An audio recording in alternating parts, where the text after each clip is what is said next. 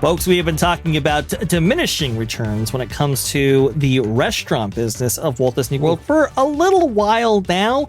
I think, first talked about it, I want to say like a year ago, and how, unfortunately, Disney dining, that being at the sit-down restaurants or table service restaurants, has been diminishing. It's been much easier to get restaurant reservations even at the top tier, most in-demand restaurants on property. And unfortunately, that has led to issues like this one right here. Disney Tourist blog cut back to Coral Reef Restaurant at EPCOT.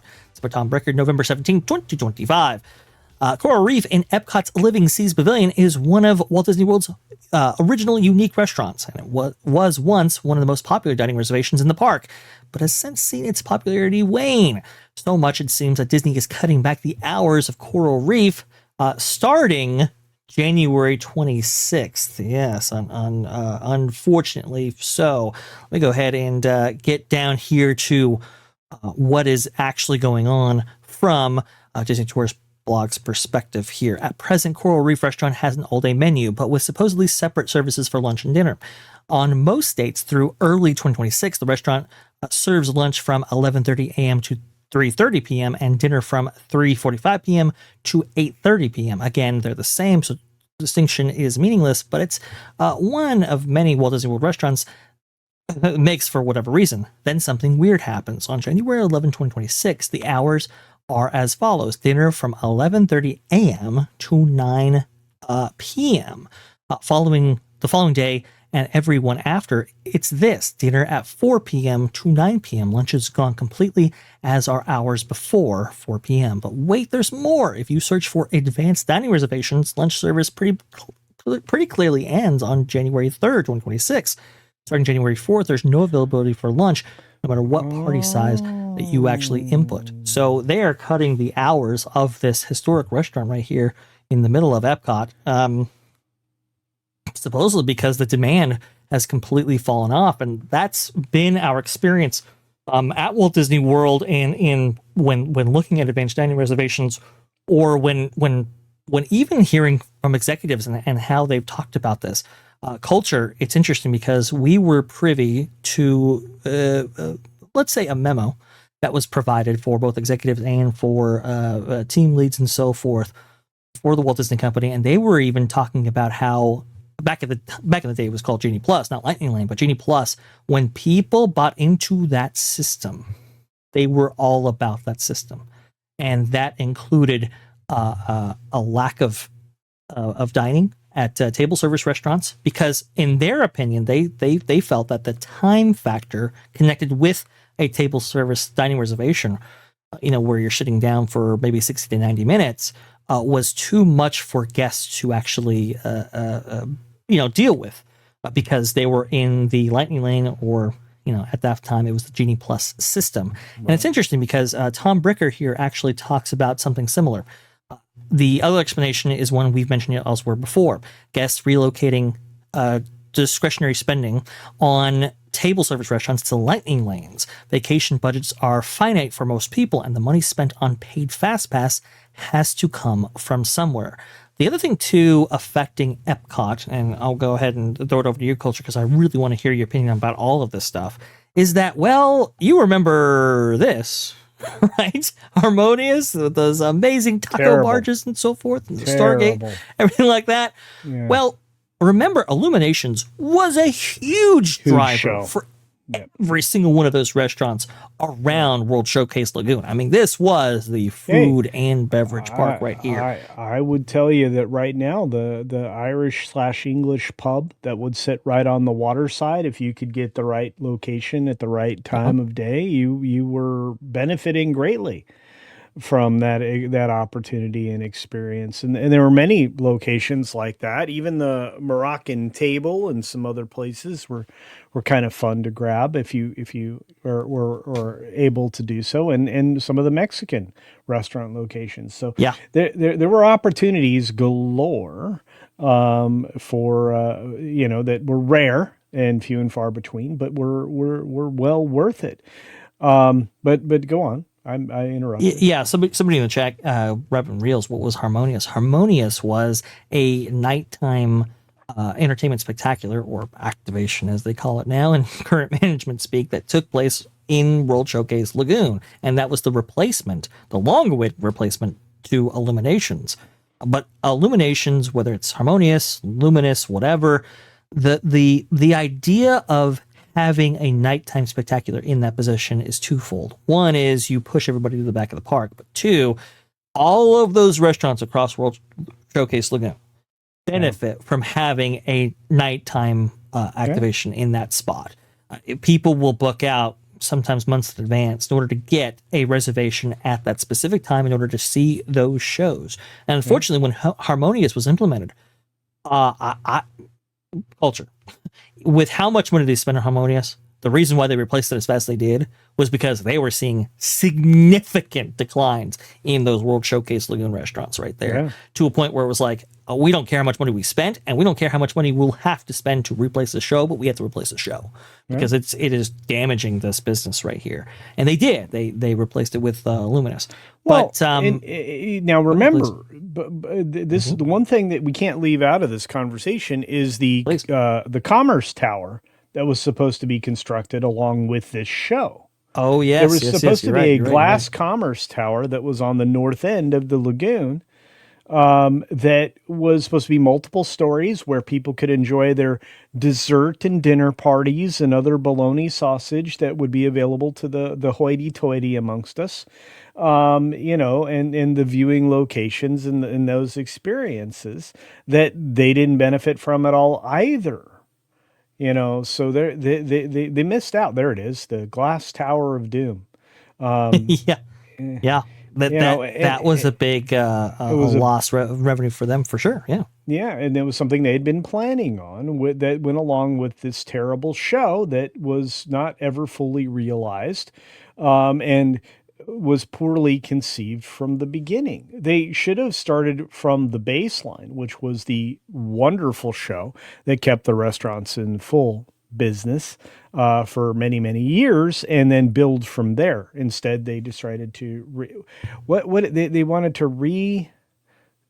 to rebake bread. They wanted to figure out a new way to bake bread, and they didn't do a very good job.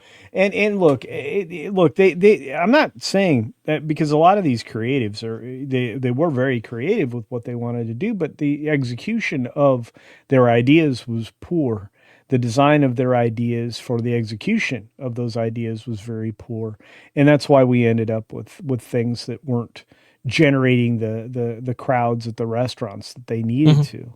And I mean, if you can't see something from your seat that you used to see from your seat, how valuable is that seat? Yeah. That's true. And look, this effect unfortunately has impacted all of the major theme parks at Walt Disney World, but also Disneyland. This is why we're showing Disneyland footage at this time, because I remember at a time when it was really hard to make a dining reservation at Disneyland as well, because they only have 4 restaurants, sit-down restaurants in that park. That's going to be the most attended in the world, probably coming up here in 2025, 2026. You went and ate inside of Pirates so you could get your little, squishy sit-down, mat thing. Mat for Fantasmic, right? So you could watch Fantasmic, and this is bigger than that. I mean, that's the thing about that Epcot Lagoon. It's massive.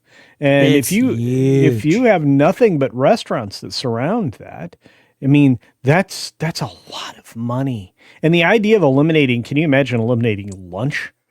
Like a late lunch? Goodness. Yeah, that would be dumb. Especially with the proliferation of the dining plan back in the day, because so many people were trying to use their dining credits. A lot of these table service restaurants would just book out. I mean, they're just, you just couldn't get them. And now that's just not what we're seeing. Are we seeing a changing of consumer habits, or is there something Disney could do about this whole situation that they're not doing now? Well, I think Disney actually created the situation. I mean, let's be honest and fair about it all. All of these situations were created by Disney. I mean, the decision making to abandon, lunch seatings or things like that, it isn't just to promote diabetes, but it's also to, it was also to try to, scale only to food breaks. in the day, rather than, allowing for a third, or an opportunity for there to be a transition from one to the other, or, for people to try to overstay their welcome at one place or another. I mean, if you have no lunch, you have no people to stay over from lunch to occupy seating that you want to sell for high dollars for your third seating at your location. So, and again, a lot of it sprouts out of laziness and the inability to deal with crowds and things like that. But we can set all that aside. I'm looking at the idea that, I want to eat lunch. And while, it unfortunately, maybe the decision to sacrifice lunch, in order to afford some kind of a, fast pass later on, or a lightning bologna sausage that, that is, definitely part of a conversation. I think that, I think Disney may have just realized that one of their most profitable aspects, is now under fire, under scrutiny, and perhaps, now being undervalued. Meals are expensive and lucrative at Disney, and I think that's what they've done. I think that's what they've done. They've undervalued the value of food, which in locations like this, you can ill afford to do. Yeah. Yeah. I will also say too, one of the biggest annoyances that I've found with Walt Disney World locations, and unfortunately it's slowly making its way out west, is the proliferation of prefix menus. This idea that it's like you have a set minimum. No matter if you're coming in there, you want a drink, you want something, doesn't matter. If you're in a seat, if you're occupying a table, you're gonna pay a set minimum via a prefix menu. I absolutely hate that, despise that, because a lot of people, you go with your gal and she can only eat like a quarter of what you can. And it's like, okay, can we get something? Can we split something? Nope, got to be prefix. And that is just ridiculous. So it's like, okay, why would I go to a table service restaurant? I'm going to be spending 90 minutes here, going to be spending a huge amount of dollars. I can go anywhere else and get a lot more value. I think that's another reason why these things are falling off. Yeah, and I think it's going to ultimately cost them in the end, and they'll figure it out. I mean, again, this is a situation where it'll work for a prescribed period of time, maybe, and that'll be that. This isn't the first time that this has happened, where, you have to pay X amount of dollars to sit at the top of the world restaurant so you can watch the fireworks or whatever else. I mean, it's right. It's these types of things have been put in place, likely in some kind of a cycle that Disney identifies. That, hey, we're getting a bunch of these people in this generation, taking advantage of this opportunity. Let's take advantage of them. And that's the worst way to look at your customers. But that's what's been happening at Disney for a while, unfortunately. And look, I want people to have the best vacation possible. So, my recommendations are always going to fall along the line of, hey, what is it you want to see? Let's figure out the best way for you to see that. And I think that's what most travel agents are doing nowadays. And they're realizing that they may not be able to stick with Disney's program in order to give their customers and the guests the best experiences possible. And sometimes, believe it or not, you can take advantage of the food programs when they are, severely discounted and do very well and have a great vacation. So, there are some things that I can point out that Disney does very well from time to time, but they're not doing it well for your benefit, just so you know. That's the most annoying thing, culture. I just wish they would take a little bit more guest experience into account. For example, like if you go to a quick service restaurant, like at Universal, for example, you use their mobile ordering system. The food's brought right to you at your table right there, versus having to stand in the line and just pre-ordering your food over at Disney. There are so many things that they could do. But again, as long as they have the courage to pursue them. Thanks for watching That Park Plays News. For more information, consider checking out www.thatparkplace.com. And don't forget to subscribe, share, like, and send this out on your favorite social media accounts.